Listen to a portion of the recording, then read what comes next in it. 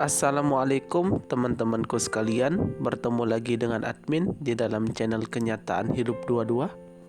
Jika kita berbicara tentang jin atau makhluk astral ini ya teman-temanku sekalian, banyak orang yang memiliki pemahaman-pemahaman yang salah terkait tentang jin ini, yang dimana pemahaman inilah yang terkadang menjadikan penyimpangan dalam akidah. Setelah itu menjadi salah satu senjata besar bagi jin untuk menyesatkan manusia. Dan admin sudah pernah jelaskan ya teman-temanku sekalian pada video sebelumnya, kita meyakini bahwasannya ada jin. Akan tetapi kita tidak wajib meyakini tentang jin ini yang diceritakan oleh pengalaman pribadi seseorang. Bahwasannya bentuk jin itu begini, begitu, begini dan begitu, itu sebenarnya tidak wajib kita percaya. Ya, kita mengimani bahwasannya jin itu ada.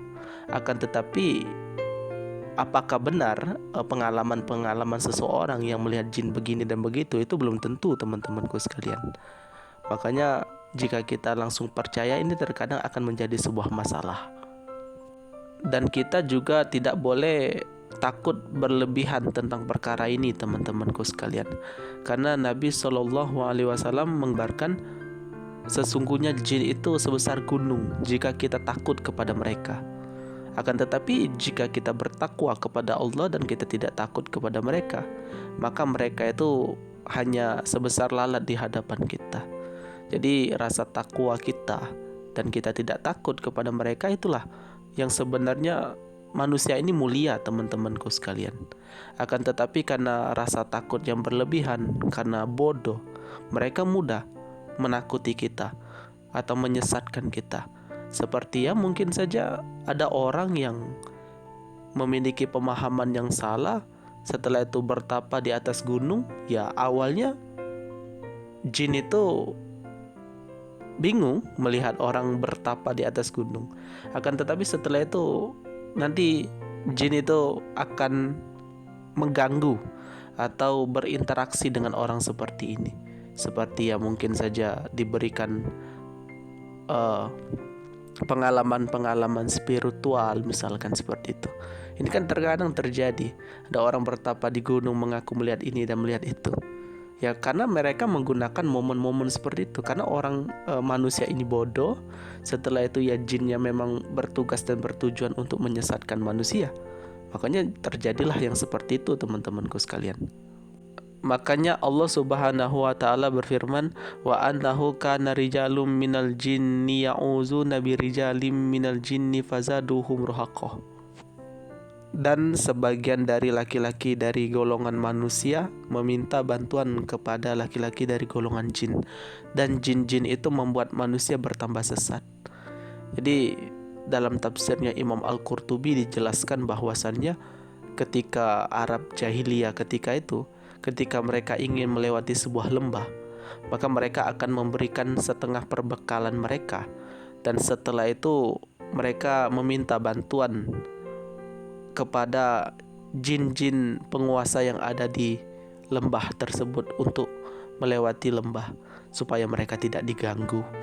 Jadi memang seperti inilah teman-temanku sekalian. Ketika kita takut kepada mereka, maka mereka akan bertambah besar. Jadi rasa takut kita kepada mereka akan membuat mereka itu menjadi besar dan semakin gencar untuk ibaratnya tuh menyesatkan kita. Sama juga kalau ada orang yang kesurupan, mungkin kesurupan jin. Apabila mereka minta yang aneh, terkadang kan kita lihat ada orang yang kesurupan ya. Setelah itu minta yang aneh, minta sate, minta bunga untuk dimakan atau bagaimana sebelum dia keluar.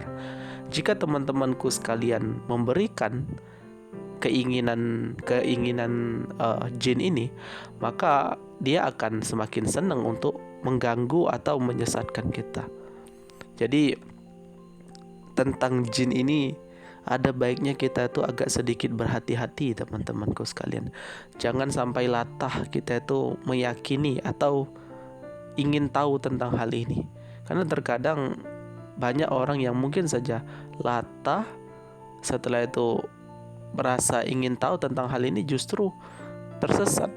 Karena memang perkara-perkara seperti ini tentang jin ini menurut admin adalah hal yang paling baik kita imani saja, tanpa kita turut campur tentang hal tersebut.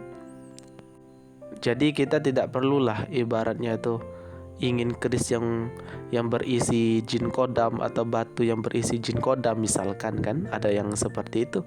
Inilah yang terkadang menjadi sarang-sarang jin itu tambah menyesatkan manusia. Dan ada lagi, jika kita berjalan di sebuah tempat yang dianggap angker, terus kita mengatakan ya jin nenek moyang atau buyut atau cicit kami numpang lewat atau bagaimana, ini tidak perlu. Karena jika kita seperti ini menandakan bahwasannya kita itu takut kepada mereka. Dan jika ini kita takut kepada mereka, ya kita juga akan diganggu oleh mereka. Makanya jika kita melewati sebuah tempat yang dianggap angker, ya minta kepada Allah. Jangan minta kepada roh nenek moyang atau bagaimana. Inilah yang terkadang menjadi sebuah kesalahan di tengah masyarakat kita, dan jin-jin itu tambahlah ibaratnya itu membuat manusia itu bertambah sesat. Mungkin bisa dipahami ya teman-temanku sekalian terkait tentang jin dan tipu dayanya ini yang admin jelaskan. Mungkin sampai sini saja penjelasan admin pada video kali ini. Lebih dan kurang admin mohon maaf. Kepoin terus channel admin karena masih banyak sekali seputar filsafat Islam, pemikiran Islam yang ingin admin bagikan untuk teman-temanku sekalian. Jadi jika teman-temanku tertarik untuk belajar filsafat Islam, bisa dikepoin di sini karena sudah banyak hal yang sudah admin bahas di sini yang insya Allah bermanfaat.